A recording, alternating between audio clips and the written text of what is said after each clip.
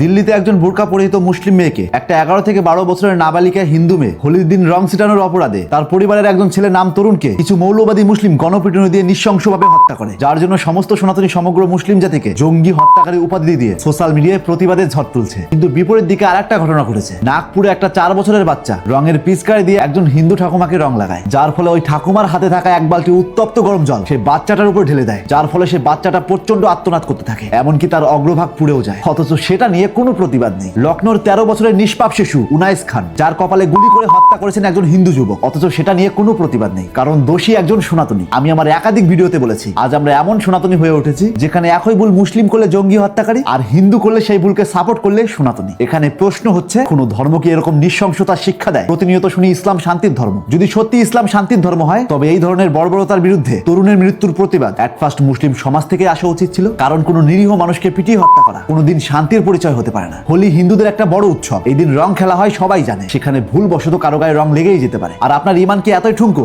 যে রং লাগাতেই কেটে যাবে? একটা ছোট্ট মেয়ের ভুলের কারণে একজন মানুষের জীবন কেড়ে নেওয়া কোন রকম ভাবে কি ন্যায়সঙ্গত? তো এখানেই প্রথম প্রশ্ন, প্রতিবাদ তো 3 জনের প্রতি হওয়া উচিত ছিল, কেন সেটা না হয়ে এক পেশে প্রতিবাদ হলো? তরুণকে যে মৌলবাদী মুসলিমরা পিটিয়ে হত্যা করেছে তাদের অবশ্যই ফাঁসিতে ঝুলানো উচিত, আর আমি এটাকে 100% সমর্থন করি। কিন্তু তার পাশাপাশি যে সনাতনী দিদিমা একটা নিরীহ বাচ্চার উপর গরম জল ঢেলেছে এবং একজন হিন্দু একজন নিরীহ মুসলিমকে গুলিবিদ্ধ করে মেরেছে, তাদের বিরুদ্ধেও প্রতিবাদ এবং শাস্তি হওয়া উচিত। তবেই ধর্ম এবং মানবতা দুটোই বাঁচবে। 3 ক্ষেত্রেই চরম অন্যায় হয়েছে, আর 3টা অন্যায়ের প্রতি আমাদের সমগ্র হিন্দু মুসলিম মিলে আওয়াজ তোলা উচিত, কারণ এটা হিন্দু মুসলিম যেই হোক অন্যায় করা হয়েছে, আর অন্যায় ইজ ইকুয়াল টু অন্যায়, কোনো ছাড় দেওয়া চলবে না। তাই প্রত্যেকটা মুসলিম ভাই বোনদেরকে একটা কথাই বলবো, আজ তরুণের হত্যাতে আপনারা যদি প্রতিবাদ না করে মুখ বুজে থাকেন, তাহলে মানুষ 100% শিওর হয়ে যাবে আমরা যতই বলি না কেন হিন্দু মুসলিম ভাই ভাই, এই হিন্দু মুসলিম ভাই ভাই হওয়া কোনোদিন সম্ভব নয়। প্রমাণ হয়ে যাবে। যোগী আদিত্যনাথ স্যার বলেছিলেন, 20 ঘর হিন্দুর মাঝখানে এক ঘর মুসলিম নিরাপদে বসবাস করতে পারলেও 20 ঘর মুসলিমের মাঝখানে এক ঘর হিন্দু কখনো নিরাপদে বসবাস করতে পারে না। এটা সবাই সত্য ধরে নেবে। আর এটাও প্রমাণ হয়ে যাবে, গাবিতে রুটি খাওয়ানো ব্যক্তি আর রুটি দিয়ে গায়ের মাংস খাওয়া ব্যক্তি কোনোদিন বন্ধু হতে পারে না। তাই প্রত্যেকটা হিন্দু মুসলিম ভাইদেরকে বিনীত অনুরোধ, যদি কোথাও অন্যায় হয় সেটাকে হিন্দু মুসলিম না দেখে হিন্দু মুসলিম যৌথভাবে প্রতিবাদ করুন। সবাই একই আওয়াজ তুলুন, তরুণ ইনায়েস এবং ওই উত্তপ্ত জল ঢালা ওই শিশুর সঙ্গে